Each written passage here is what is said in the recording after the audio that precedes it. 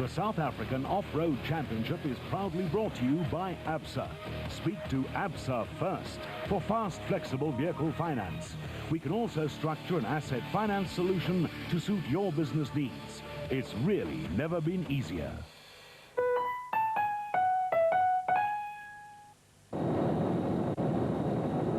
The Toyota 1000 Desert Race can arguably lay claim to being the toughest race in the ABSA Off-Road Championship and presents crews with many challenges. Thick sand, rocky outcrops and dense bush, especially after recent unseasonable rainfall, will take its toll on man, machine and tyres. Dust is, as always, a major factor and makes overtaking extremely difficult, while there also is the ever-present danger of stray animals on the route.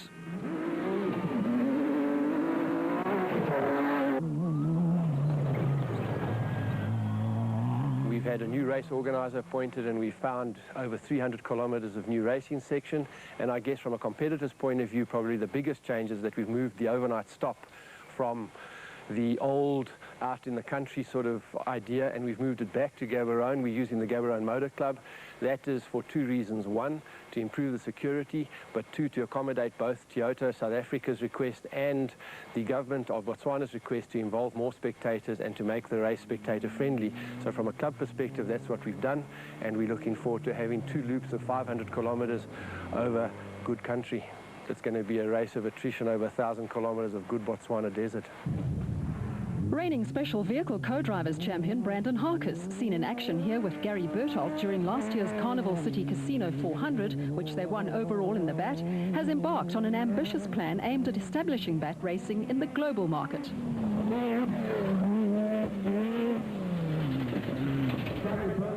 32-year-old Harkis built the first BAT chassis in 2001, and since then 14 vehicles have been built for domestic competition and 3 for use in the FIA World Cross Country Rally Championship and Dakar.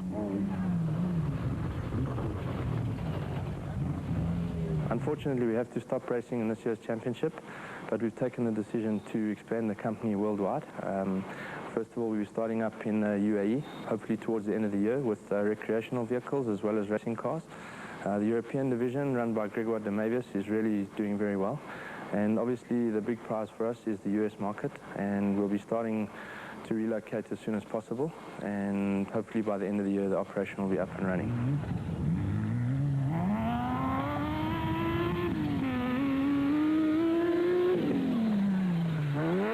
First of all, like I said, we had to stop our plans for this year's racing in South Africa, which is quite sad, especially with some of the really nice races coming up in the desert and the rebirth of the Roof of Africa.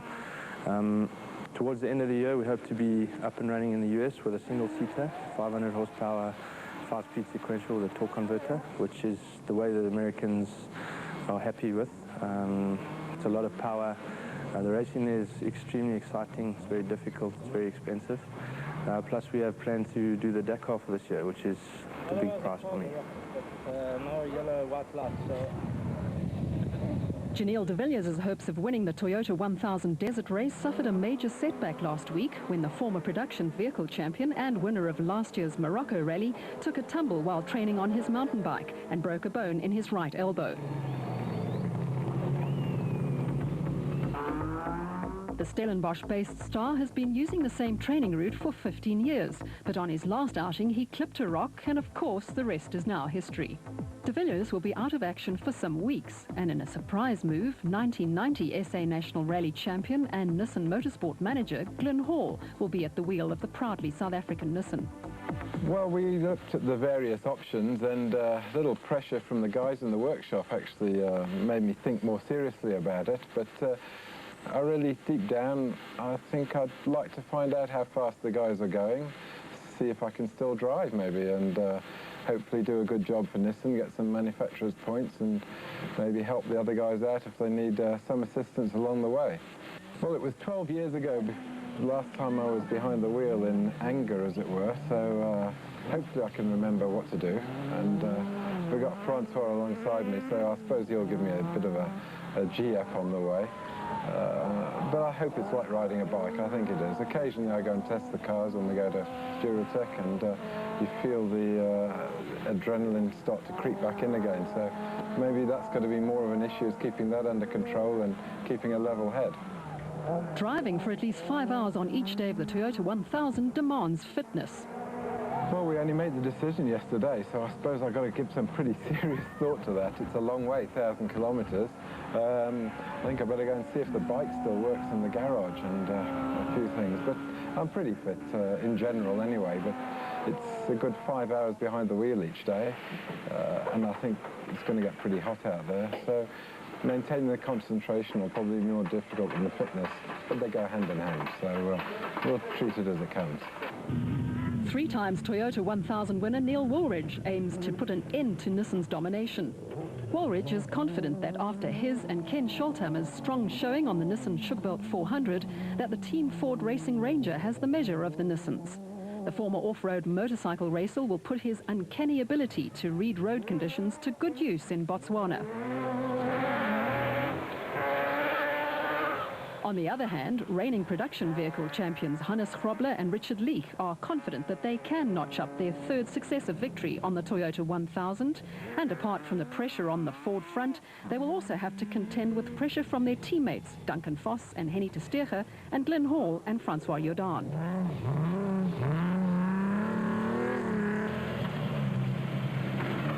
Toyota's challenge will come from reigning Class E champions Mark Cronje and Chris Birkin in the Castrol Hilux, who are currently 6th in the Production Vehicle Championship, and from Paolo Piazzamusso and Rod Herring in an identical Class D vehicle, while Team Ford Racing will rely on Manfred Schroeder and Jack Peckham to challenge for the Class D win.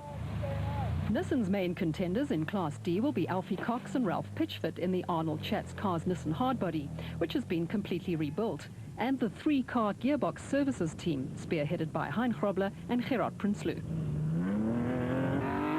Hannes Steyn and Oki Fourie have led Class D at various times during the past 2 races and are likely winners in the Isuzu, while Henry Zermatten and Bodo Schwegler also pose a threat in the PlayStation Mastercraft Pajero. Zermatten is known for his consistency, especially on long events, as are brothers Mark and Stuart Moffat in the Bosel N1 4x4 Land Rover.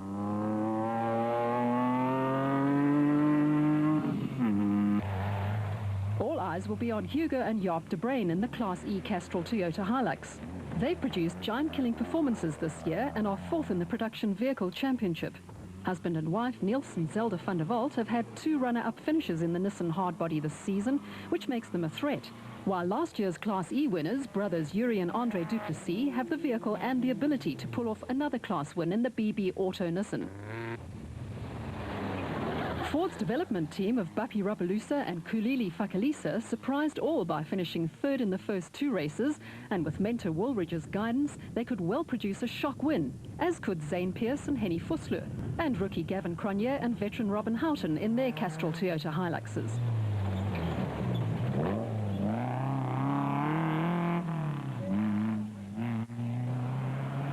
The Class F win has so far eluded Andre Buerta and Beens Heidenrich in the Kopenhagen Hotel Super Team Chevy, but maybe their luck will change in Botswana. Mark Corbett won the 2000 Toyota 1000 Desert Race and is the favourite to win in the Century Property Development's bat. But he won't have the services of co-driver Gavin Kelsley, who will be out of action for 6 to 8 weeks after sustaining multiple fractures on his collarbone. Nissan Dealer 400 winner Atang Magegeneni hopes to become the first Motswana to win on home turf, and will share the total Jimco with 1995 Toyota 1000 winner Bucks Carolyn. KZN pair Clint Gibson and Mike Brown would like to shed their bridesmaid mantle by recording a maiden win in the Presidium bat. Nashua Mobile Racing's year-long development of the Mitsubishi-powered Jimco appears to have paid off, and Terence Marsh and Mike Whitehouse are confident that they can win, but not if Shamea Variawa and Nadine Dudhier have a say in the matter. The Oven Fresh Biscuits porter is an awesome machine, and Variawa is a highly competent driver.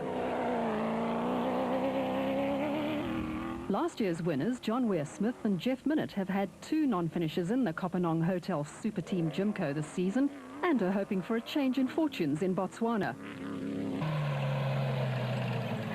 1990 and 1994 Toyota 1000 winners Richard Schilling and Rob the Dog Walk will be going for the Class S win in the Plastotech Raceco and stand an outside chance of overall victory, as do Nardis Alberts and Colin Hunter in the Rapsa Raceco, in which Greg Dowse won the event in 2002. Archie Rutherford previously navigated for Greg Dowse, but is now behind the wheel of the Devco Africa Raceco, previously raced by Frikkie Botha. Off-road bikers Nick Goslar and Warren Bowie generally maintain a steady pace in the Kopanong Hotel Super Team Raceco, while their rivals race themselves into a retirement, and they then pick up the spoils at the finish. Class B Championship leaders Audrey Roots and Dion de Kock finished third overall in the Nissan Dealer 400 and proved that an underpowered but nimble vehicle like their global DAD WPP is a match for the more powerful Class A and S vehicles. They can expect to come under huge pressure from Marcus Taylor and Mark de Chalane in the GRE and Ernest Corbett and son-in-law Warren Goosen in the Century Property Development Spat. Reigning Special Vehicle Drivers Champion Giel Nel finished 9th in the Western Cape and retired in KwaZulu-Natal, so will be looking to redeem himself on the Toyota 1000. Nel's reputation for consistency will place him in good stead in Botswana. In the context of professional golf, the Order of Merit for the Toyota 1000 Desert Race, round 3 of the ABSA Off-Road Championship, is dominated by 12 drivers and co-drivers who currently participate in the championship, with some like Hannes Grobler recording their first victories in the 1980s. The list reads like a who's who of South African off-road racing, and not surprisingly, the majority are in their late 40s, with some even in their 50s. Between them, they have won the event 17 times.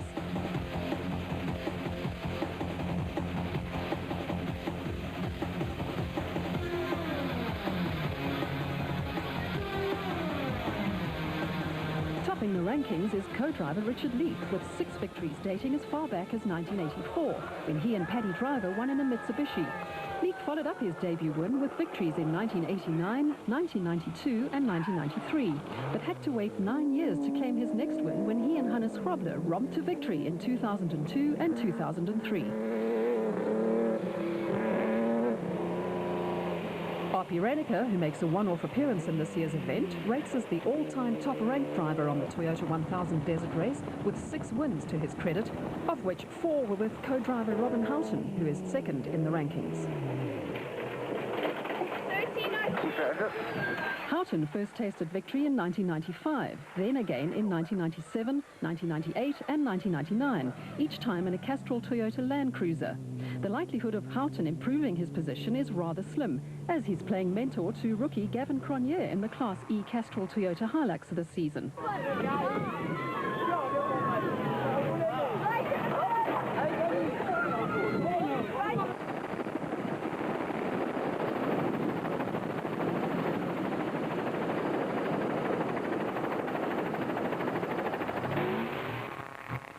Two drivers, Hannes Grobler and Neil Woolridge, share third spot.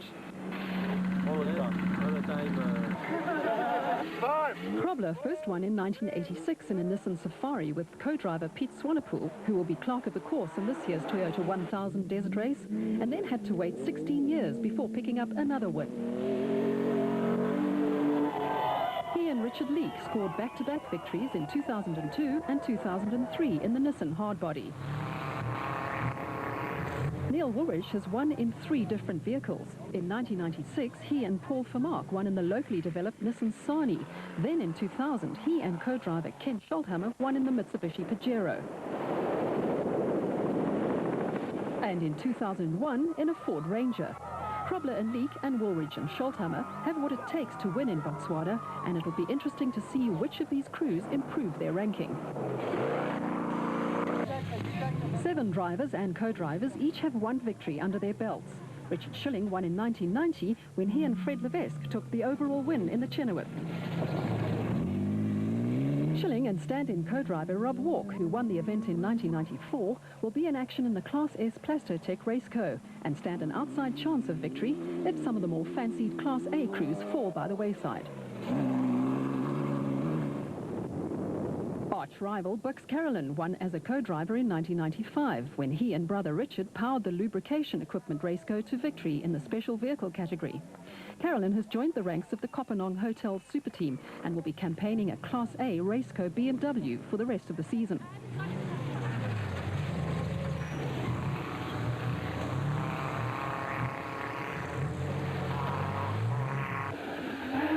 In 2004, Nissan Sugarbelt 400 special vehicle category winner Mark Corbett won the 2000 Toyota 1000 Desert Race in a Century Property Developments Jimco that he shared with Jean Moore, and is hoping that he can extend his special vehicle championship lead by winning in Botswana.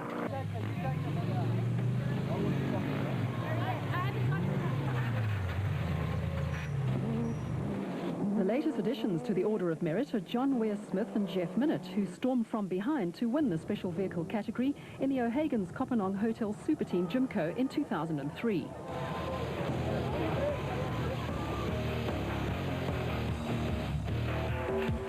Only time and 1,000 kilometres of some of the toughest conditions in the ABSA Off-Road Championship will tell whether those drivers and co-drivers that dominate the Order of Merit will be able to improve their ranking by winning yet again, or whether new winners in the production and special vehicle categories will join the ranks.